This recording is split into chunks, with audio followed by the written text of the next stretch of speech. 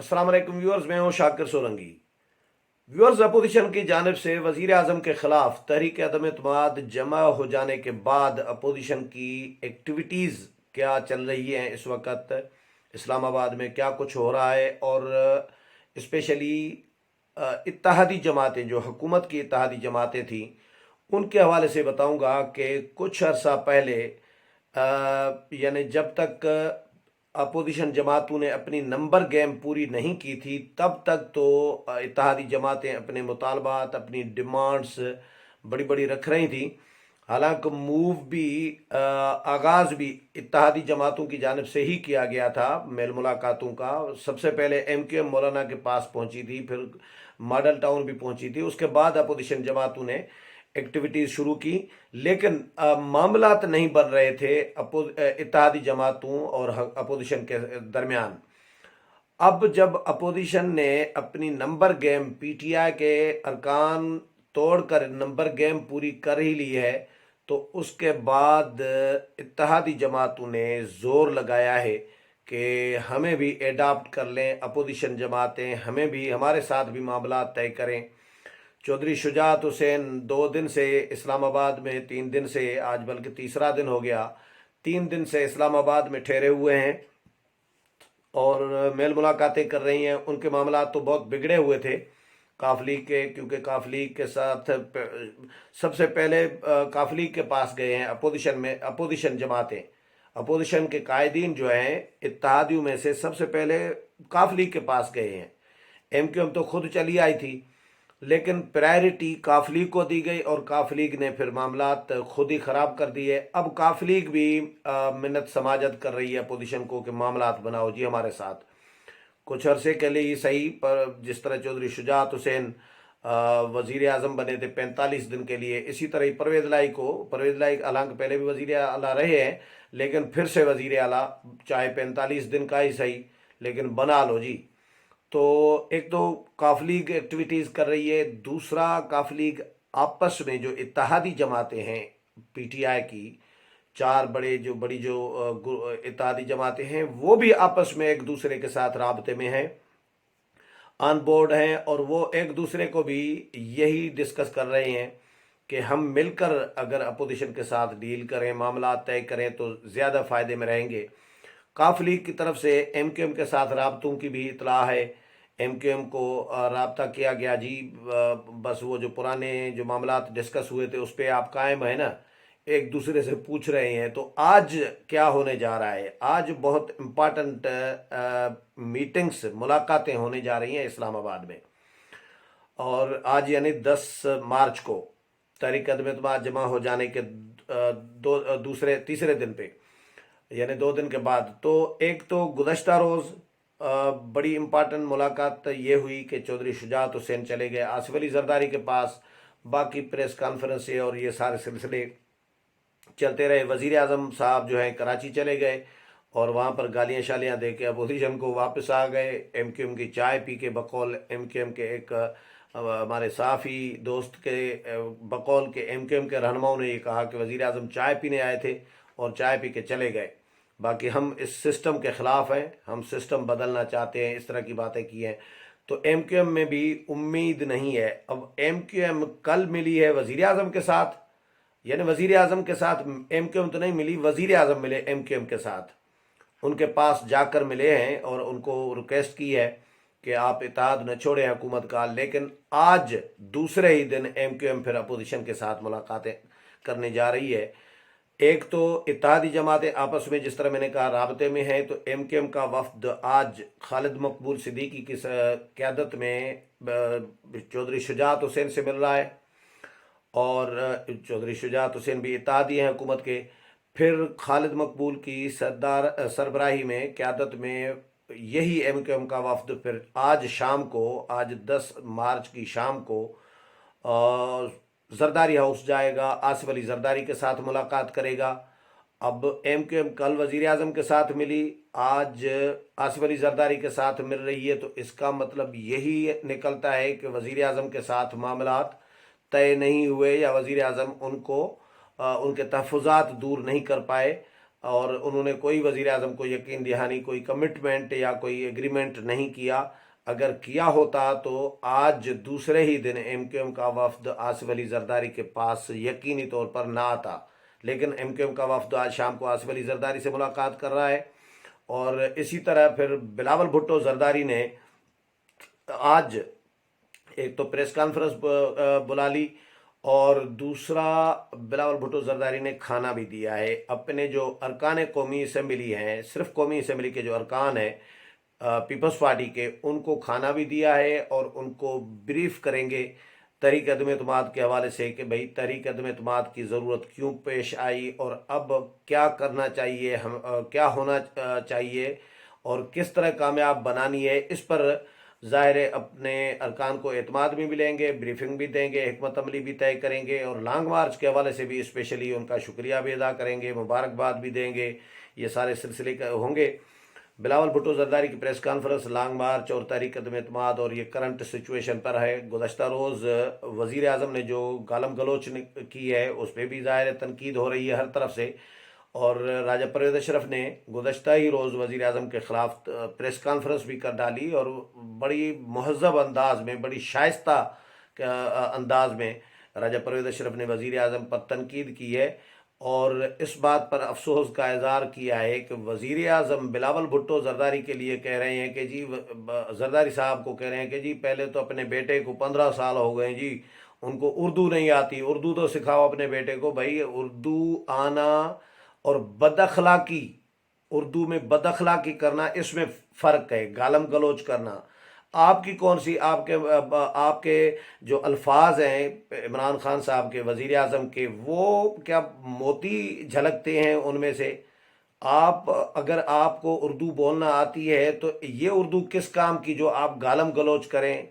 اور وزیر اعظم، chief executive ملک کے وزیر اعظم کے منصب پر بیٹھے ہیں آپ، اور آپ اردو بولنے پہ تو فخر کر رہی ہیں، لیکن گالم گلوچ کرنے پر کوئی آپ کو ندامت نہیں ہو رہی، افسوس نہیں ہو رہا کہ میں اپنے قوم کو کیا، قوم کے نوجوانوں کو کیا پیغام دے رہا ہوں، کیا میں ان کی لرننگ، کیا ان کی تربیت کر رہا ہوں، کیا سکھا رہا ہوں کہ وزیر اعظم جو ہے منصب پر بیٹھا ہوا شخص وہ بھی گالیاں دیتا ہے جی۔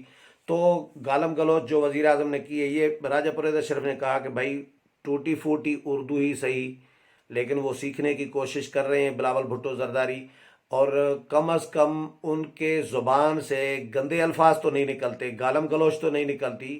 وہ جو بھی الفاظ بولتے ہیں وہ اچھے اور خوبصورت تو بولتے ہیں نا۔ وزیر اعظم عمران خان اگر اردو صحیح بولتے ہیں تو وہ اگر گالم گلوچ میں ضائع کر رہے ہیں تو یہ اردو وزیر اعظم کی کس کام کی؟ تو اس کا مطلب ہے بلاول بھٹو زرداری کو اردو سدھارنے کی یا اردو سیکھنے کی ضرورت نہیں ہے، وزیر اعظم کو اپنی زبان بہتر کرنے کی ضرورت ہے کہ وزیر اعظم کے الفاظ کا چناؤ کیا ہونا چاہیے، وہ وزیر اعظم کو ضرورت ہے۔ لیکن وزیر اعظم کی ظاہر ہے اس وقت جو حالت ہے وہ قابل رحم ہو چکی ہوئی ہے، ان کی باتوں میں سے بھی یہ اندازہ ہو رہا ہے، اور حکومت بھی پریشان ہے۔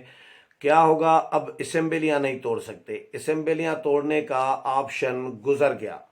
جب تک تحریک عدم اعتماد جمع نہیں تھی تب تک وزیر اعظم اسمبلیاں توڑ سکتے تھے اگر چاہتے تو، لیکن اب تحریک عدم اعتماد جمع ہو چکی ہے، آئینی طور پر، قانونی طور پر وزیر اعظم کے اسمبلیاں توڑنے کے اختیارات منجمد ہو گئے، سمجھے، فریز ہو گئے۔ اب جب تک تحریک عدم اعتماد پر فیصلہ نہیں ہوتا، ووٹنگ نہیں ہوتی، وہ مسترد ہو یا کامیاب ہو جو بھی، لیکن جب تک اس کا فیصلہ نہیں ہوتا کامیابی یا ناکامی کا، تب تک وزیر اعظم اسمبلیاں نہیں توڑ سکتے۔ تو اب وزیر اعظم کے پاس کیا کیا اور آپشنز ہو سکتے ہیں؟ وزیر اعظم کے پاس یہی آپشن تھا اسمبلیاں توڑنے کا، اور وہ اب ان کا فریز ہو گیا ہے، منجمد ہو گیا، اب اسمبلیاں نہیں توڑ سکتے۔ اب یہی کر سکتے ہیں کہ اپنے اتحادیوں کو منت سماجت کر کے ان کو راضی کرنے کی کوشش کر سکتے ہیں، یا جہانگیر ترین جو گروپ ہے ان کے ساتھ، اور جو ناراض ارکان ہیں پی ٹی آئی کے، جو نون لیگ اور باقی اپوزیشن جماعتوں کے ساتھ کمٹمنٹ کر چکے ہیں کہ ہم آپ کو ووٹ دیں گے تحریک عدم اعتماد میں وزیر اعظم کے خلاف، تو وہ کر سکتے ہیں، مطلب ان کو راضی کر سکتے ہیں، وزیر اعظم ان کے تحفظات دور کر سکتے ہیں، یہی آپشن ہے وزیر اعظم کے پاس بچنے کے۔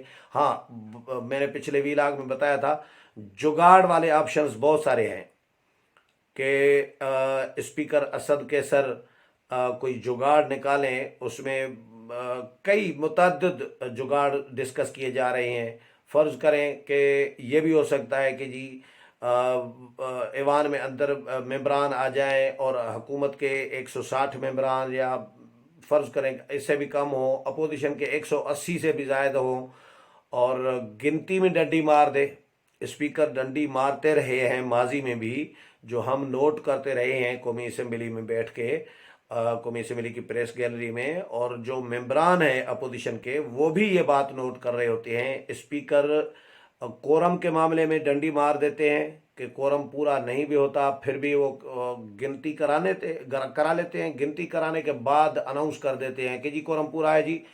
تعداد نہیں بتاتے، یہ فگر نہیں بتاتے کہ اپوزیشن کے کتنے ہیں اور ایوان میں کتنے لوگ بیٹھے ہیں، یہ تعداد نہیں بتاتے، بس صرف یہ کہہ دیتے ہیں کہ جی کورم پورا ہے، جاری رکھو اجلاس۔ اپوزیشن چیلنج کرتی رہی ہے، متعدد بار اس طرح ہوا ہے کہ اپوزیشن چیلنج کرتی رہی ہے کہ جناب اسپیکر آپ غلط رولنگ دے رہے ہیں، کوئی کورم پورا نہیں ہے، ہم نے گنے ہیں، آپ دوبارہ گنتی کرائیں، لیکن وہ نہیں مانتے۔ اسی طرح متعدد بلوں پہ جو بہت ضروری بل منظور کرانے ہوتے ہیں حکومت نے، ان بلوں پہ بھی حکومت گنتی میں اسپیکر ڈنڈی مار دیتے ہیں، کیونکہ اسپیکر کو یہ ہدایات ہوتی ہیں حکومت کی طرف سے، اور ان ہدایات پر ان کو عمل کرنا ہوتا ہے، یہ کر رہے ہوتے ہیں۔ ویسے اسپیکر کو حکومت ہدایات نہیں دے سکتی اصولی اور قانونی طور پر، لیکن موجودہ اسپیکر کی میں بات کر رہا ہوں، ان کو ہدایات ملتی ہیں، اور ان ہدایات کے مطابق قومی اسمبلی کا اجلاس بھی چلا رہے ہوتے ہیں، بلڈوز بھی کر رہے ہوتے ہیں، ڈنڈی بھی مار لیتے ہیں۔